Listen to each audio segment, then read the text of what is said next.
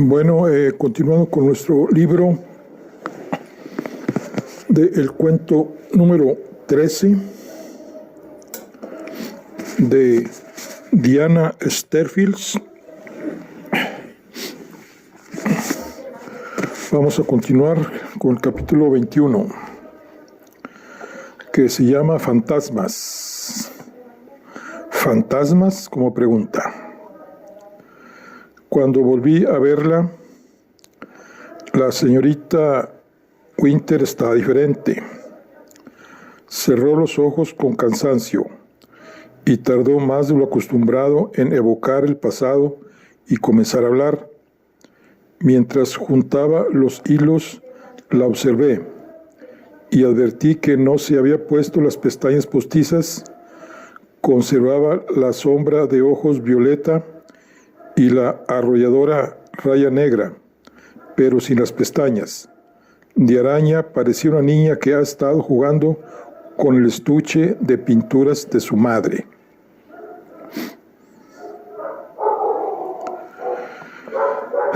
Las cosas no salieron como Hester y el médico esperaban.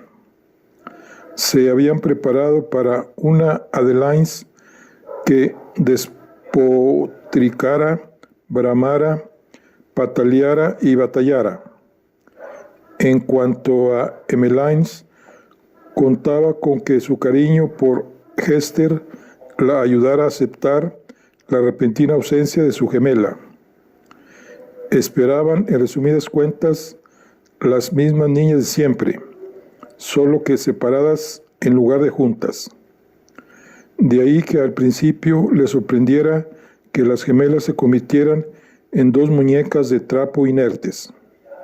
Bueno, no del todo inertes. La sangre seguía circulando perezosamente por sus venas. Tragaban las cucharas de sopa que les metieran en la boca, el ama en una casa, la esposa del médico en la otra.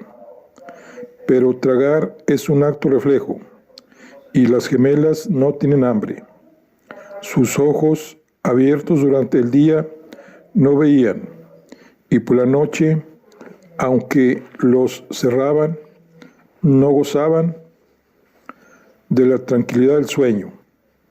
Estaban separadas, estaban solas, estaban en una suerte de limbo. Eran dos seres mutilados, mas no les faltaba un miembro sino el alma. Dudaron los supuestos científicos de sí mismos, se detuvieron a pensar si estaban haciendo lo correcto, proyectaron las figuras inconscientes y desmañadas de las gemelas una sombra sobre su bello proyecto. En realidad no eran deliberadamente crueles, solo insensatos, mal orientados por sus conocimientos, por su ambición, por su propia ceguera. El médico realizaba pruebas. Hester observaba. Y cada día se reunían para comparar notas, para comentar lo que al principio, con optimismo, llamaban progreso. Ante el escritorio del médico o en la biblioteca de Angel Fields, se sentaban juntos, con las cabezas inclinadas sobre papeles donde estaban anotados todos los pormenores sobre la vida de las niñas: conducta, dieta, sueño. Cavilaban sobre la falta de apetito, sobre la propensión a dormir todo el tiempo, ese dormir que no era dormir. Proponían teorías que explicaran los cambios generados en las gemelas. El experimento no estaba yendo todo lo bien que esperaba. De hecho, había comenzado de manera desastrosa. Pero ambos científicos eludían la posibilidad que estuvieran perjudicándolas y preferían alimentar la creencia de que juntos podían obrar un milagro. Al médico le proporcionaba una enorme satisfacción trabajar por primera vez desde hacía décadas, con una mente científica tan lúcida. Le maravillaba la capacidad de su protegida para captar un principio y al minuto siguiente aplicarlo con originalidad y perspicacia profesional. No tardó en reconocer para los adentros que la institutriz era más una colega que una protegida, y Hester estaba encantada de ver que por fin su mente estaba siendo debidamente alimentada y desafiada. Salía de sus reuniones diarias resumando entusiasmo y satisfacción. Así se explica fácilmente la ceguera de ambos.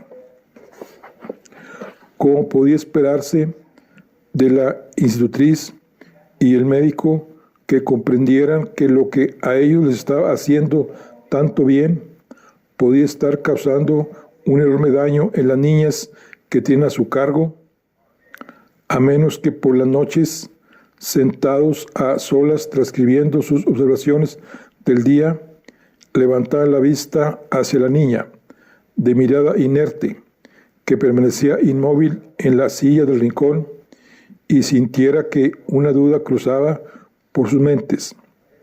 Pero, de ser así, no lo notaban. En sus observaciones ni siquiera lo mencionaban.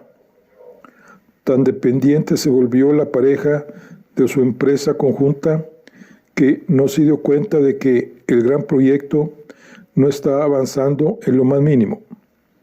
El estado de Emmeline y Adeline era casi catatónico, y la niña en la neblina no aparecía por ningún lado. Impertérritos ante la falta de conclusiones, los científicos proseguían con su trabajo. Elaboraban tablas y gráficos, proponían teorías y desarrollaban intrincados experimentos que poner en práctica. Con cada fracaso se decían, me había acotado algo del campo de la investigación, y pasaban a la siguiente gran idea. La esposa del médico y el ama participaban en el proyecto, pero a distancia. Se ocupaban del cuidado físico de las niñas. Metían cucharadas de sopa en sus dóciles bocas 3 veces al día. Las vestían, las bañaban, les lavaban la ropa y les cepillaban el pelo. Ambas mujeres tenían sus razones para desaprobar el proyecto. Ambas tenían sus razones para guardarse sus opiniones. John Didi, por su parte, había quedado totalmente excluido. Nadie le preguntaba su parecer, pero eso no le impedía formular su dictamen diario ante el ama en la cocina. Eso no traerá nada bueno, se lo digo yo, nada bueno. Llegó un momento en que Hester y el médico deberían haberse rendido. Ninguno de sus planes había dado fruto, y aunque se devanaban los sesos, no se les ocurría más tácticas. Justo entonces, Hester detectó pequeños signos de progreso en Emmeline. La muchacha había vuelto la cabeza hacia una ventana y la había visto haciendo con fuerza una baratija brillante de la que se negaba a separarse, escuchando detrás de las puertas, lo cual no es de mala educación cuando se hace en nombre de la ciencia. Hester descubrió que la muchacha, cuando estaba sola, hablaba en susurros en el antiguo lenguaje de las gemelas. Se consuela a sí misma imaginando la presencia de su hermana, le dijo al médico. El médico decidió entonces dejar a Adeline sola durante largas horas mientras él escuchaba detrás de la puerta, libreta y pluma en mano. Nunca oyó nada.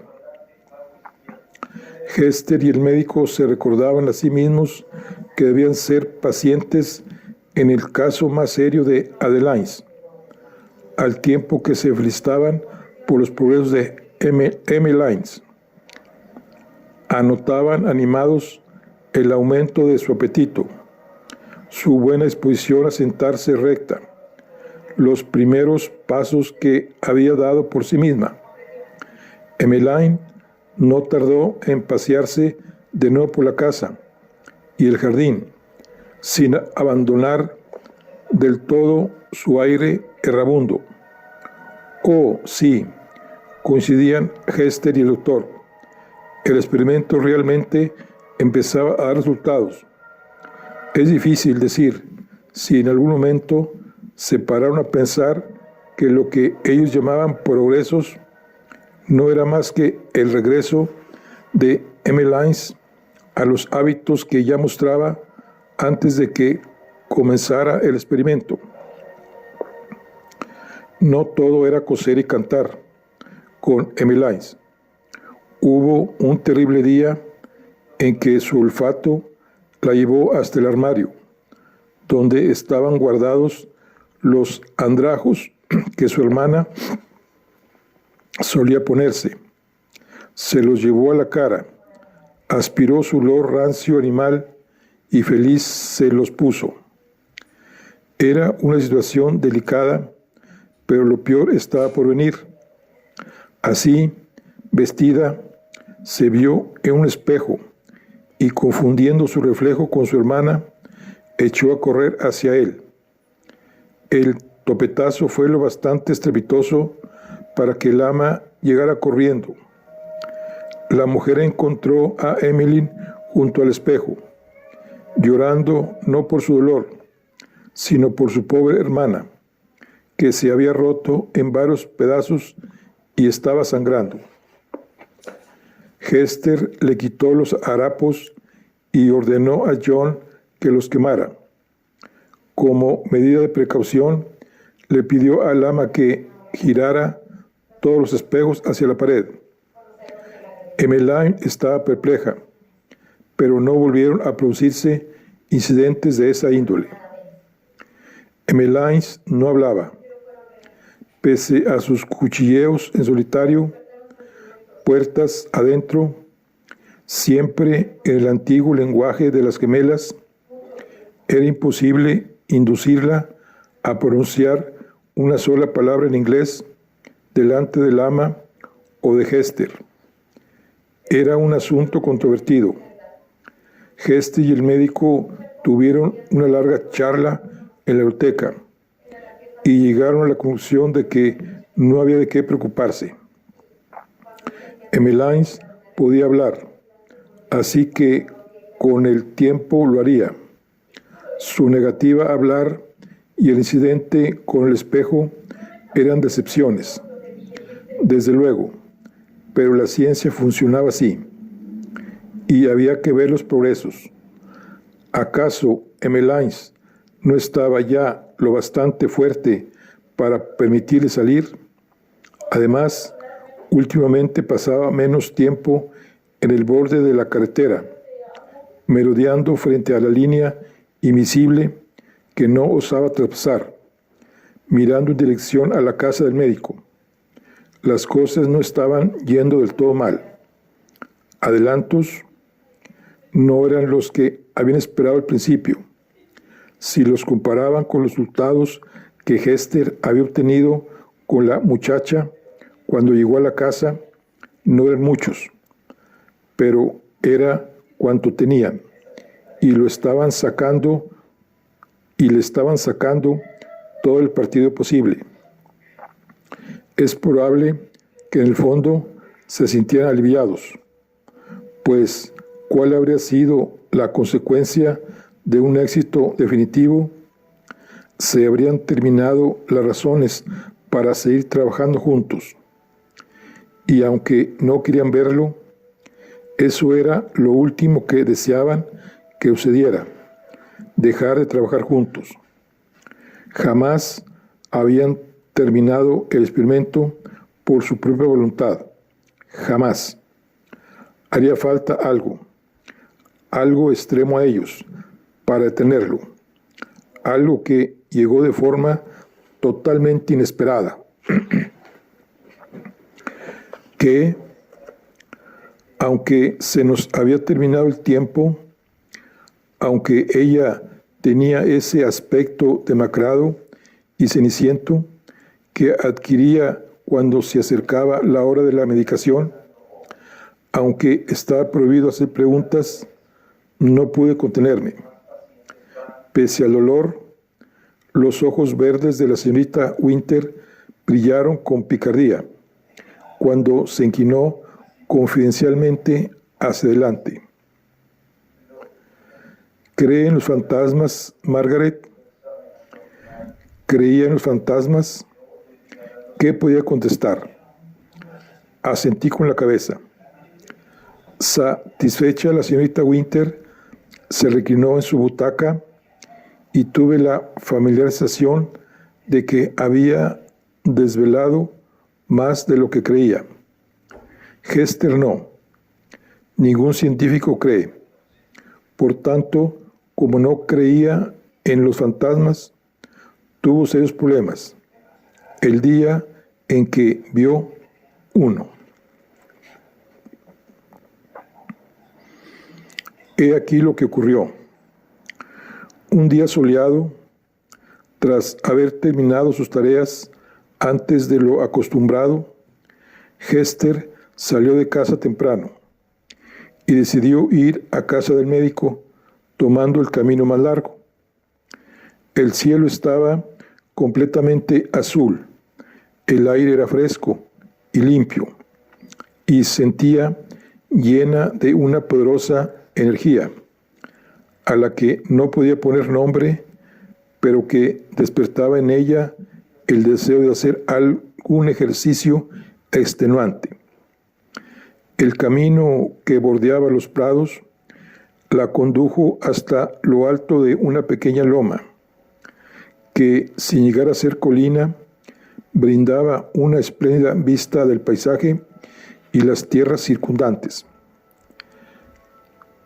Se hallaba a medio camino de la casa del médico, avanzando con el paso enérgico y el corazón acelerado, pero sin la más mínima sensación de sobreesfuerzo, sintiendo que podría echar a volar si se lo proponía, cuando vio algo que la detuvo en seco. A lo lejos, jugando juntas en un prado, estaban Emmeline y Adeline. Eran inconfundibles. Dos melenas pelirrojas, dos pares de zapatos negros, una niña con el vestido de popelín azul marino que el ama le había puesto a Emmeline esa mañana, y la otra con el vestido verde. No podía ser, pero sí podía ser. Hester era científica, podía verlas, por lo tanto, ahí estaban. Seguro que había una explicación. Adeline se había escapado de la casa del médico. Su letargo se habría desvanecido con la misma rapidez con que había llegado, y aprovechando una ventana abierta o un juego de llaves desatendido, había huido antes de que alguien reparara en su recuperación. Eso era. ¿Qué debía hacer? De nada le serviría echar a correr hacia las gemelas. Para abordarlas, tenía que atravesar un largo trecho de campo abierto, y ellas la verían y huirían antes de que hubiera cubierto la mitad del terreno. Así pues, fue directa a la casa del médico a la carrera. Momentos después, estaba aporreando con impaciencia la puerta.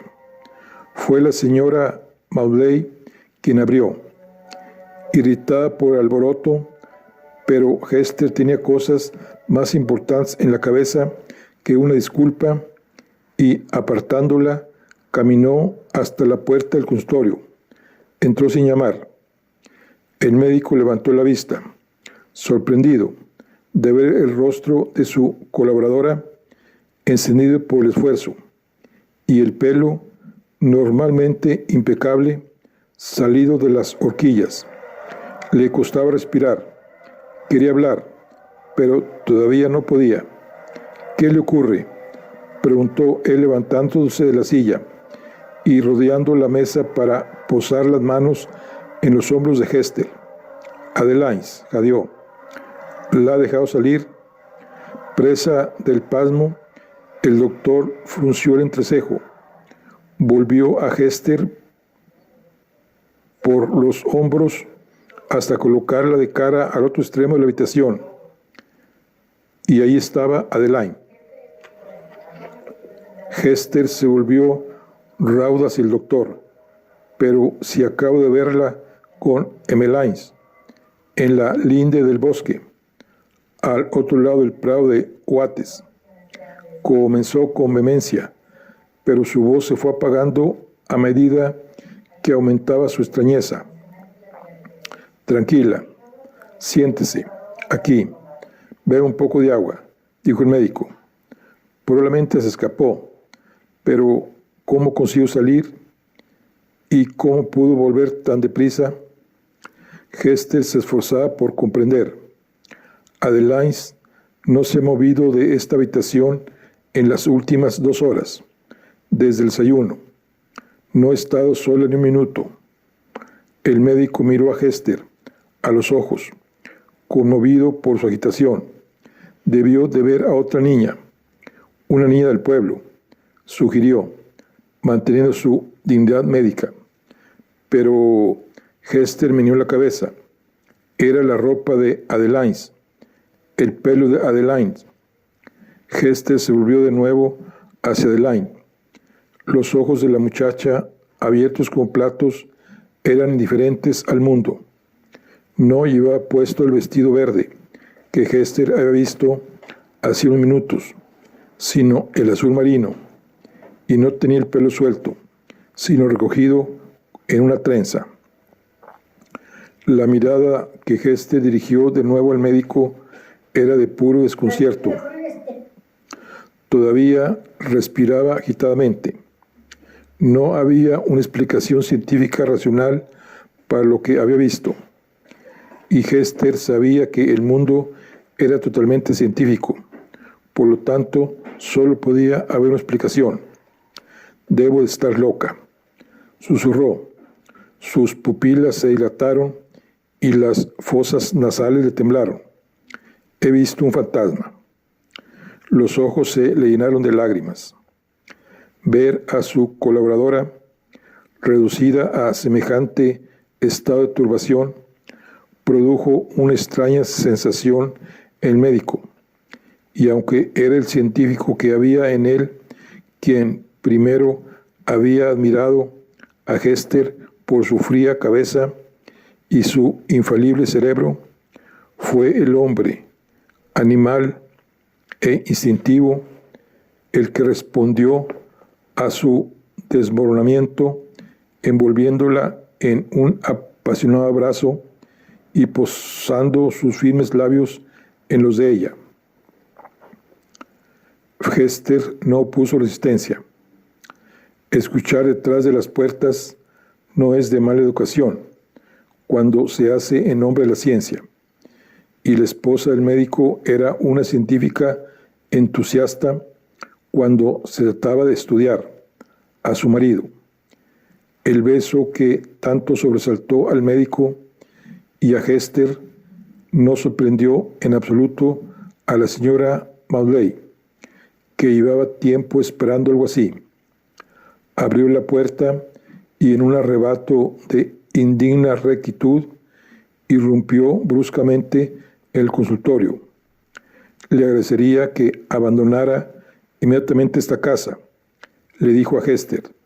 Puede enviar a John con la berlina para que recoja a la niña. Luego, volviéndose hacia su marido, dijo, contigo hablaré más tarde.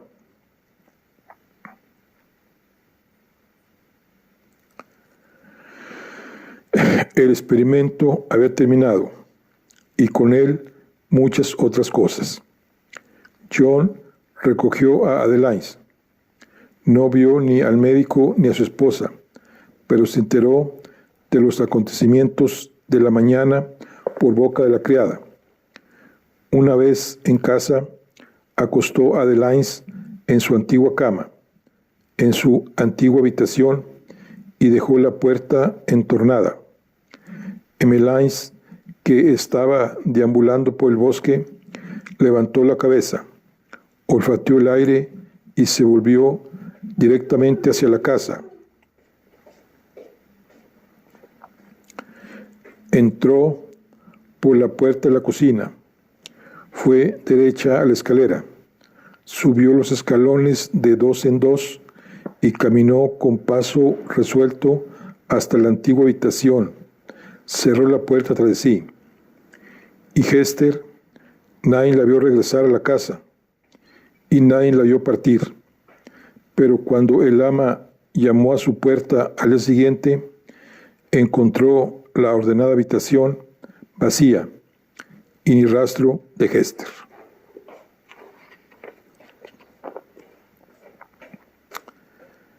Emergí del hechizo de la historia y regresé a la biblioteca de la señora Winter con sus cristales y espejos.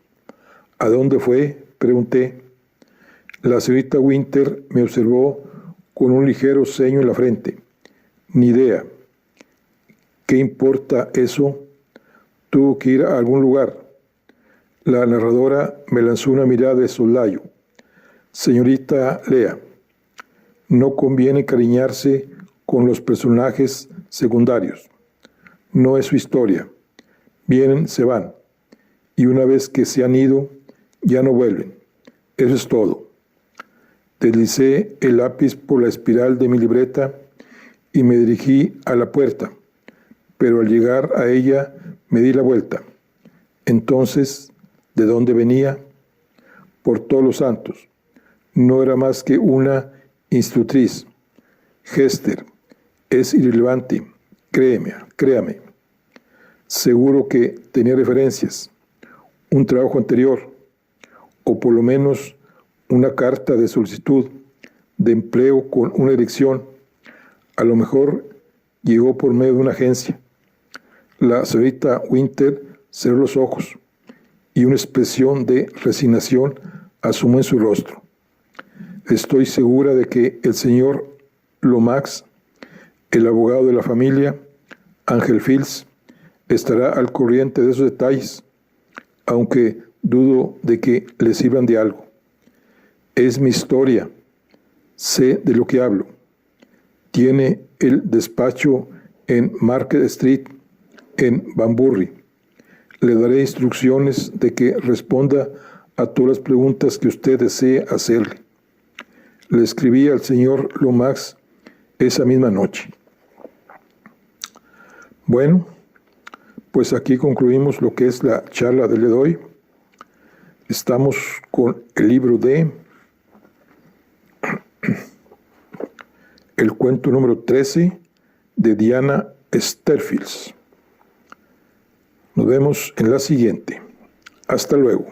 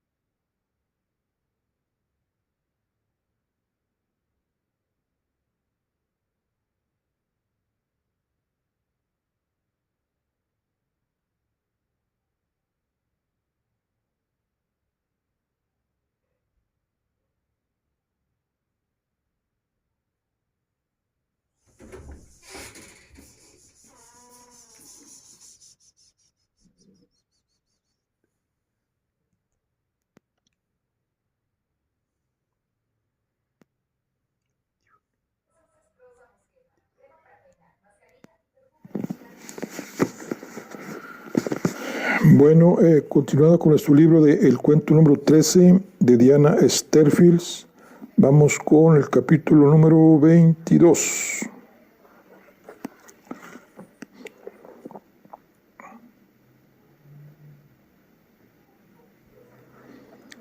Después de Hester. Al día siguiente, cuando Judith llegó con la bandeja de desayuno, le di la carta para el señor Lomax, y ella extrajo del bolsillo de su delantal una carta para mí. Reconocí la letra de mi padre. Las cartas de mi padre constituían siempre un consuelo, y esa no fue una excepción. Confiaba en que yo estuviera bien. Estaba adelantado en mi trabajo. Había leído una novela danesa del siglo XIX, extraña y encantadora, de la que me hablaría a mi regreso. En una subasta había tropezado con un fajo de cartas del siglo XVIII, que nadie parecía creer. Las quería, las había comprado por si acaso me interesaban. ¿Detectives privados? Sí, tal vez, pero ¿no podría un genealogista hacer el trabajo igual de bien o incluso mejor? Conocía a un individuo con las habitudes adecuadas y, pensándolo bien, le debía un favor, pues a veces se pasaba por la librería para consultar los almanaques. En el caso de que yo deseara llevar el asunto adelante, ahí tenía su dirección. Por último, como siempre, esas 5 palabras bien intencionadas pero secas. Mamá, te envío un abrazo. ¿Realmente mi madre me envía un abrazo? Me pregunté. Papá habría comentado: esta tarde le escribiré a Margaret. Y ella, con naturalidad, con cariño, envíale un abrazo de mi parte. No podía imaginarlo. Seguro de que se trataba de un añadido de mi padre, escrito sin que ella tuviera conocimiento. ¿Por qué se molestaba? ¿Para complacerme? ¿Para hacerlo realidad? ¿Era por mí o por ella que se esforzaba sin resultados por vincularnos? Era una tarea imposible. Mi madre y yo éramos como 2 continentes distanciándose lenta pero inexorablemente. Mi padre, el constructor del puente, no dejaba de alargar la frágil estructura que habría construido para conectarnos. Había llegado una carta a la librería para mí. Mi padre la adjuntaba la suya. Era del catedrático de Derecho que me había recomendado. Estimada señora Lea, no estaba al corriente de que Iván Lea tuviera una hija, pero ahora que lo sé, debo decirle que es un placer para mí conocerla y aún más poder serle de utilidad. La declaración de fallecimiento es justo lo que usted imagina.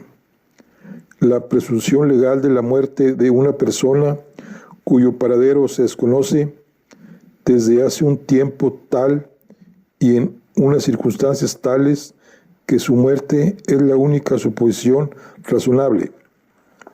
Su principal función es hacer posible que el patrimonio de una persona desaparecida pase a manos de los herederos.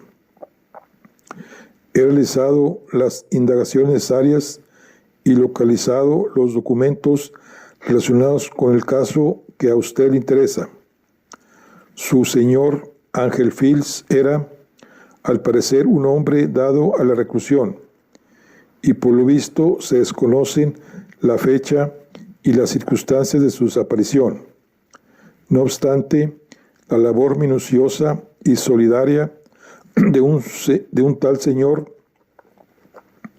Lomax efectuada en nombre de las herederas, 2 sobrinas, hizo posible que se llevaran a cabo los trámites pertinentes. La finca era de un valor considerable, aunque se vio algo mermado por un incendio que dejó la casa en un estado ruinoso. Pero todo eso podrá verlo por sí misma en la copia que le he hecho para usted de los documentos pertinentes. Advertirá que el abogado firmó en nombre de una de las beneficiarias. Se trata de una práctica habitual en los casos en que el beneficiario no puede, por la razón que sea, por ejemplo, una enfermedad u otro tipo de incapacidad, ocuparse de sus propios asuntos. La firma de la otra beneficiaria atrajo especialmente mi atención. Resultaba casi ilegible, pero al final logré descifrarla. He tropezado con uno de los secretos mejor guardados de hoy día, aunque es posible que usted ya lo supiera. ¿Es eso lo que despertó su interés por el caso? No tema, soy un hombre sumamente discreto. Dígale a su padre que me haga un buen descuento por el Justitiae Naturalis Principia, y no le diré una palabra a nadie. Su atento servidor, Williams Henry Cadwal Adams. Fui directa a la última página de la cuidada copia que el catedrático Cadwalls me había hecho. En ella había un espacio para las firmas de las sobrinas de Charlie. Como bien decía, el señor Lomas había firmado en nombre de Emmeline. Eso me indicaba al menos que Emmeline había sobrevivido al incendio. En la segunda línea, el nombre que había estado esperando, Vida Winter, y al lado, entre paréntesis, las palabras antes conocida como Adeline March. Demostrado. Vida Winter era Adeline March. La señorita Winter decía la verdad. Con eso en mente acudí a mi cita en la biblioteca, donde escuché y escribí en mi libreta mientras la señorita Winter relataba el periodo que siguió a la partida de Hester. Adeline y Emmeline pasaron la primera noche y el primer día en su cuarto, en la cama, abrazadas y mirándose a los ojos. Existía un acuerdo tácito entre el ama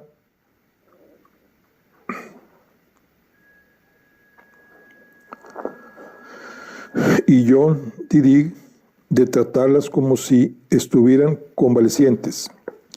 Y en cierto modo así era. Les habían infligido una herida, de modo que ahí permanecieron tumbadas, nariz contra nariz, mirándose con los ojos viscos, sin una palabra, sin una sonrisa, parpadeando al unísono, y con la transfusión que tuvo lugar a través de esa larga mirada de 24 horas, la conexión que se había roto sanó, pero como todas las heridas que sanan, dejó una cicatriz. Entretanto, el ama no alcanzaba a comprender qué le había pasado a Hester. John, reacio a decepcionarla con respecto a la institutriz, no decía nada, pero su silencio solo consiguió que la mujer hiciera suposiciones en voz alta. Supongo que habrá dejado dicho al médico a dónde iba, concluyó abatida. Tendré que preguntarle cuándo tiene previsto volver. Entonces John se vio obligado a hablar y lo hizo con brusquedad. No se te ocurra preguntar al médico. ¿A dónde ha ido? No le pregunten nada. Además, ya no volveremos a verlo por aquí. El ama desvió la mirada con expresión ceñuda. ¿Qué le pasaba a todo el mundo? ¿Por qué no estaba Hester ahí? ¿Por qué estaba John tan disgustado? Y el médico, que había sido el único que frecuentaba la casa, ¿por qué iba a dejar de visitarla? Estaban ocurriendo cosas que escapaban a su entendimiento. Últimamente, cada vez más a menudo y durante periodos más largos, le asaltaba la sensación de que algo raro le sucedía al mundo. En más de una ocasión, parecía que su cabeza despertaba de repente y descubría que había transcurrido horas enteras sin haber dejado huella alguna en su memoria. Cosas que eran obvias para otras personas no siempre lo eran para ella. Y cuando hacía preguntas para tratar de comprenderlas, en los ojos de la gente aparecían una mirada extraña que se apresuraba a disimular. Sí, algo raro estaba ocurriendo, y la inexplicable ausencia de Hester era solo una parte más. Aunque lamentaba la infelicidad del ama, John celebraba la partida de Hester. La marcha de la institutriz fue como si le quitaran un gran peso encima. Entraba en la casa con mayor libertad y por las noches pasaba más horas con el ama en la cocina. En su opinión, la marcha de Hester no constituía pérdida alguna. La institutriz solo había tenido un efecto positivo en su vida, al animarle a trabajar de nuevo en el jardín de las figuras. Y lo había hecho de manera tan sutil, tan discreta, que para John resultó fácil reorganizar su propia mente, hasta que ésta le dijo que la decisión había sido enteramente suya. Cuando tuvo claro que Hester ya no volvería, sacó sus botas del cobertizo y procedió a sacarles brillo ante la lumbre de la cocina con las piernas encima de la mesa, pues ¿quién iba a impedírselo ahora? En el cuarto de arriba, la rabia y la furia parecían haber abandonado a Charlie, dejándole en su lugar un cansancio acongojado. A veces se podía oír el roce de sus lentos pasos en el suelo, y a veces, al pegar la oreja a la puerta, se le oía llorar, con los sollozos exhaustos de un niño desdichado de 2 años. Podía ser que Hester, de una forma misteriosa, pero así y todo científica, hubiera ejercido su influencia a través de la puerta cerrada bajo llave y mantenido a raya lo peor de su desesperación. No parecía algo imposible.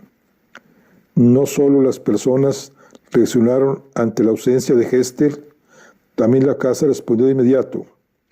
El primer síntoma fue el silencio. Ya no se oía el tap, tap, tap de los pies de Hester, recorriendo pasillos y escaleras.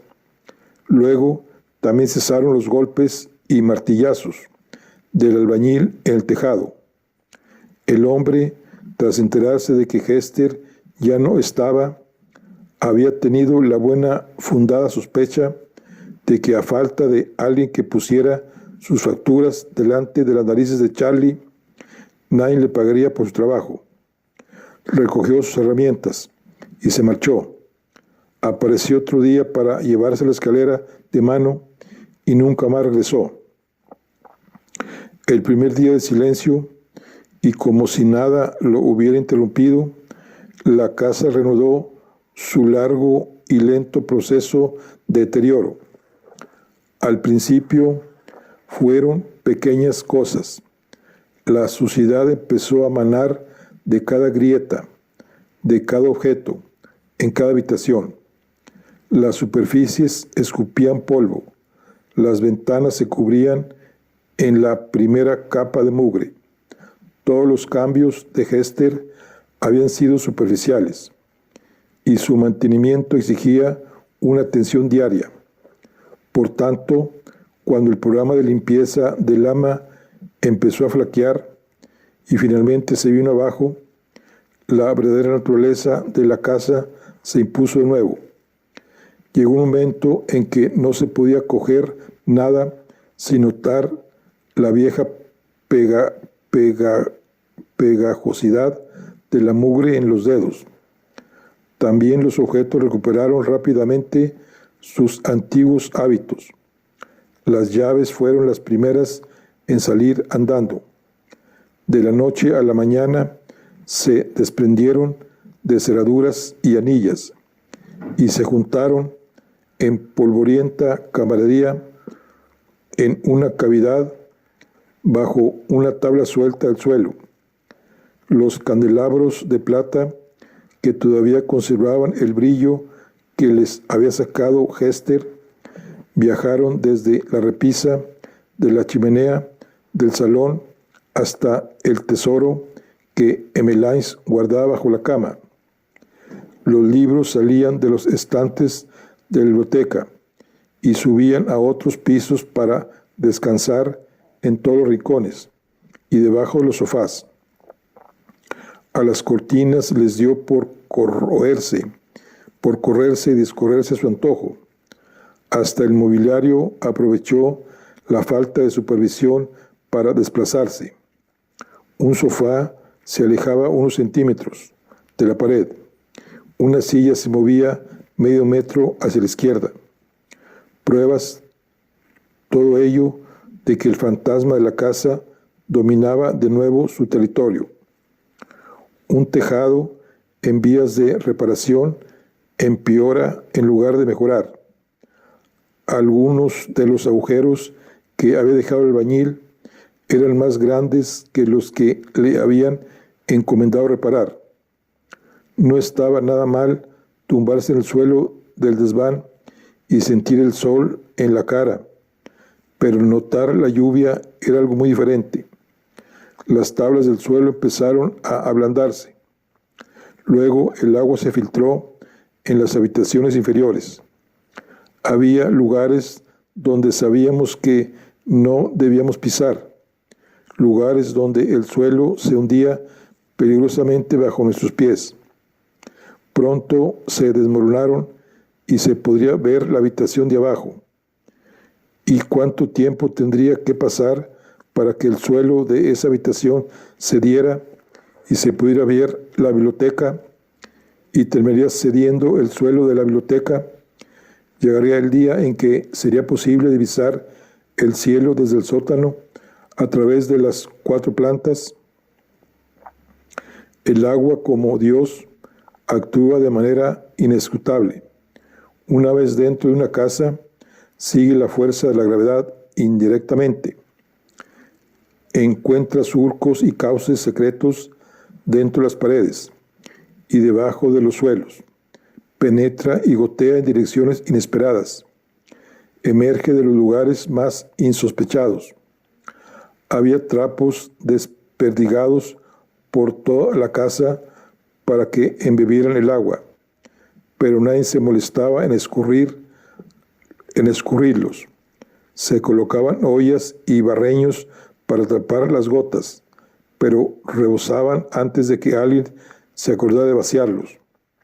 La constante humedad arrancaba el yeso de las paredes y se comía la argamasa. En el desván había paredes tan inestables que, como un diente flojo, podían mecerlas con la mano. Y las gemelas, la herida que Hester y el médico les habían causado era muy profunda. Las cosas, lógicamente, ya nunca serían como antes. Las gemelas compartían siempre una cicatriz,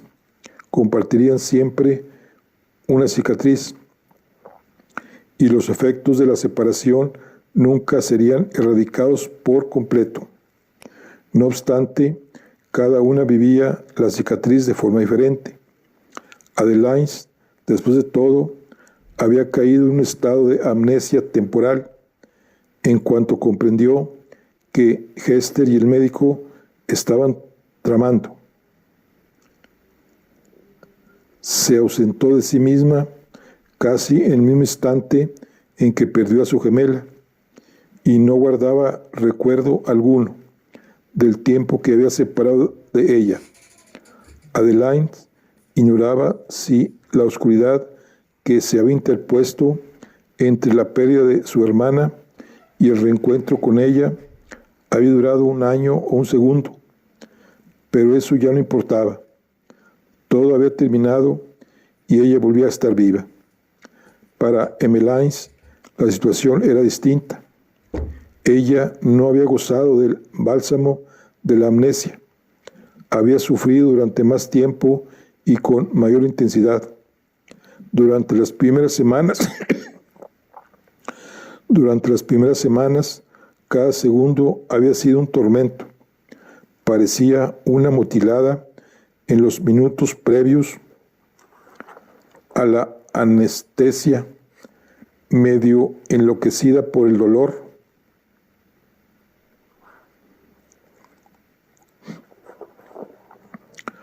Atónita ante el hecho de que el cuerpo humano pudiera sentir tanto y no morir a causa de ello.